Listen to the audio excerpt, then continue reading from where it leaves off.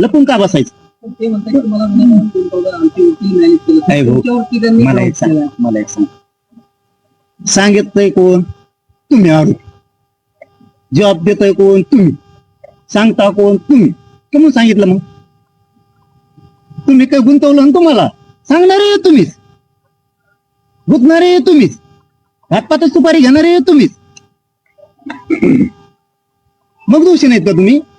उलट तुम्ही लय अंगलोट घ्यायला लागला ती गोष्ट. तुम्ही आता ही पुन्हा पुन्हा उकरायला नव्हती पाहिजे, पण आता नार्को टेस्टमुळं आता तर तिचे नार्को टेस्ट होणार.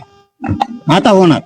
त्यांच्या तिघांचे जामीन रद्द होणार, त्यांचे अंडर ट्रायल चालणार आता. आणि त्यांच्या आता लक्षात येईल की नार्को टेस्ट एक अशी विषय तज्ञ सांगतात तिथं माणूस खोटं बोलतच नाही. आणि मग तिथं आता विचारणार आहे तो काय काय केलंय, कुठं कुठे गेलाय. मग कळण तुला कसं असतं. तर तू त्यांचं ऐकून आयुष्य खराब.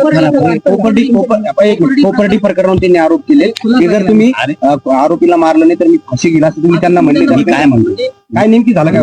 मी काय म्हणतो तुम्हाला, मी काय म्हणतो की ही ह्या प्रकरणाहून लक्ष हटवण्यासाठी विनाकारण आंदोलनात काय आहे, पोखर्डीत काय आहे हे करू नको. आणि तुला करायचंच ना.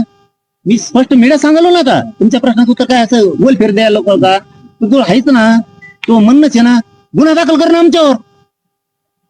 कमिशनर बोलवतील ना आम्हाला आणि तुझी पुरावे सिद्ध होईल तिथं. नसता पुन्हा तू ह्या काय लटकणार आहे. आता तर क्लिअर उत्तर दिलं ना. तुला काय आंदोलनातली माहिती आहे, तुला काय कोपरडीतली माहिती आहे, तू त्याच्याबद्दल आमच्यावर गुन्हा दाखल कर. बोंबलो काय होणार आहे तुमच्यापेक्षा? सांगा चला, तुमच्यापेक्षा नाही मिळणार आहे का?